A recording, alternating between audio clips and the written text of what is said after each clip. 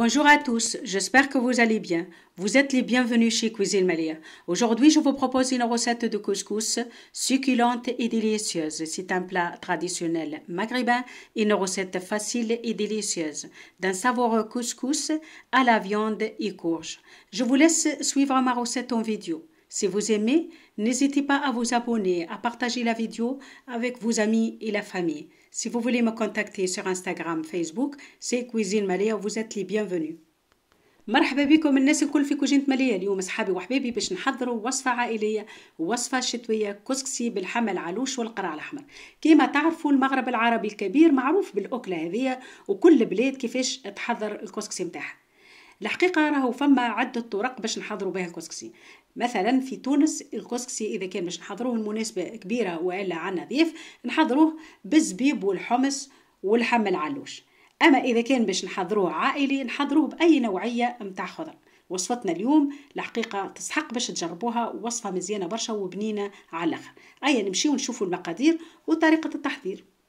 نصيحة نعطيها لكم وقت اللي باش تحضروا كسكسي بالقرع الأحمر وماذا بكم ما تكثروش ياسر خضرة مع القرع باش الكسكسي متاعكم يجيكم بنين. مثلا اليوم باش نحضر الكسكسي متاعي حضرت 3 روس متاع بصل، 4 ولا 5 روس متاع سفناريا، قرون فلفل، سنتين ولا 3 ثوم، وعنا الفلفل الأخضر وفلفل أحمر شايح. وما ننساوش القرع والحمص. اليوم وصفتنا العشرة من الناس. خذيت كيلو كسكسي متوسط، كيلو لحم علوش، وأول حاجة باش نعملها ناخذ صحفة كبيرة ونحط فيها كيلو كسكسي. معلومة نعطيها لكم أصحابي وحبابي، راهو وقت نحضروا الكسكسي المشري ماهوش كيما الكسكسي الدياري، يعني الطريقة تختلف. اليوم اخترت باش نحضر لكم الكسكسي اللي هو مشري، متخصصه الوصفه هذه للمبتدئات باش يتعلموا كيفاش يحضروا الكسكسي نتاعهم بطريقه سهله وظريفه وخفيفه وما تقلقهمش. حطان الزيت في الكسكسي راهو حاجه مهمه برشا باش من بعد الكسكسي نتاعكم ما يسقكمش ويجيكم فارك. باش الكسكسي يجيكم بنين برشا تفوحوه، تحطوا جوزة الطيب، سكين جبير وشويه كركم، ما تكثروش كل حاجه منها شويه شويه، وتخلطوا مليح ومن بعد تصبوا الماء بارد حتى تغطوا هكا الكسكسي هذاك. ما تحطوش كميه كبيره برشا، حتى تشوفوا في الفيديو تتبعوا الوصفه بشويه بشويه، وبقدره الله الكسكسي نتاعكم يجيكم مزيان. تردوا بالكم ما تحطوش الماء يكون سخون، الماء لازم يكون بارد، وتحطوا كميه ماهيش كبيره برشا بالطريقه اللي تشوفوا فيها في الفيديو. يعني الكسكسي يكون مغطي بالماء وكهو. اذا كان الكسكسي ماهوش شارب بالقدام بعد راكم تنجموا تزيدوا الماء. لهنا ناخذ الكوكوط نتاعي وباش نبدا توا نحضر الصوص نتاع الكسكسي. خذيت راس بصل مقصوص جويد، حطيت عليه قرون الفلفل الاخضر، وحطيت قرون فلفل احمر شايح، ونحط الزيت. نحط الكوكوط على النار باش قرون الفلفل يتقليو كيما يلزم، البصل زاد كيف كيف. توا ناخذ ماء سخون ونصبه على طماطم معجونه، الفلفل الاحمر، ملح واللفاح. اللفاح راكم تنجموا تفوحوا باللفاح نتاعكم كالعاده والعوايد.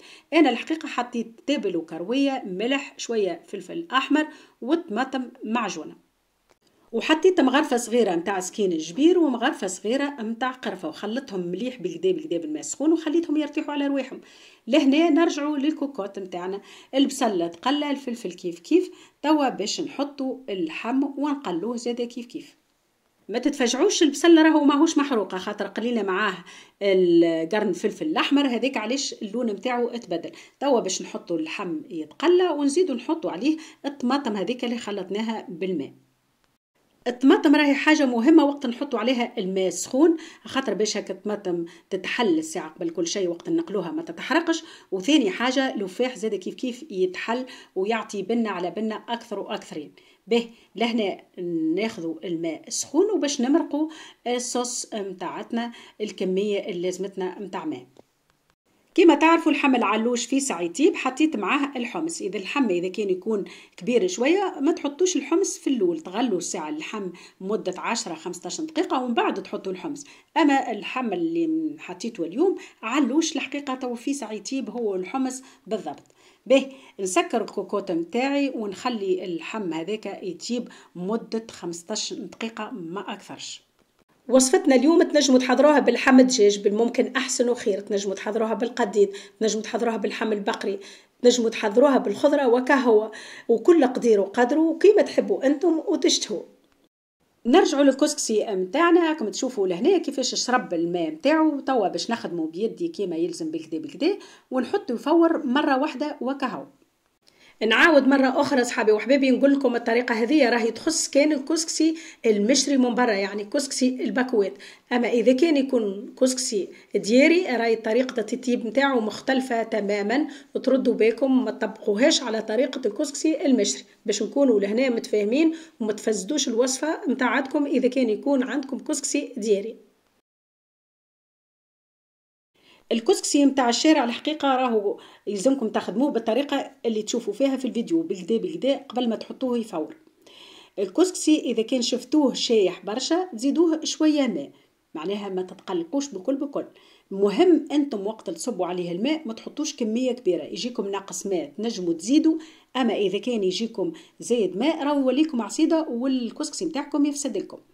التفوير مش نفوروه مرة برك، في العادة والعوايد نفوروا مرة واثنين وثلاثة ساعات الكسكسي باش يكون طايب. لهنا نأكد لكم التأكيد التام بالطريقة اللي شفتوها هذه، الكسكسي متاعكم يفور مرة واحدة ويجيكم طايب ويجيكم مزيان.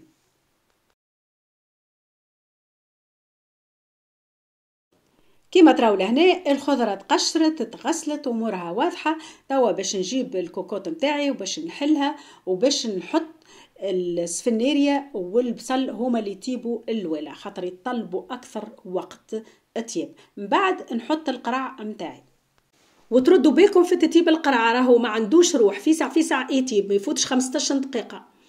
فما شكون اللي يخليله القشرة، انا اليوم اخترت باش نحيله القشرة الحقيقة، اما انتم يكون لكم الاختيار راكم تنجموا تخلوا له القشرة متاعو ويجي مزيان وتحفون في الوصفة متاعتكم.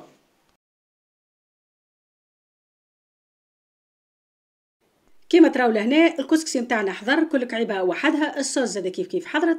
توا عاد باش نسقيو الكسكسي متاعنا كالعاده والعوايد. ناخذوا السقا ونصبوه على الكسكسي ونخلطوا بالكدا ومن بعد نحطوا الخضره متاعتنا.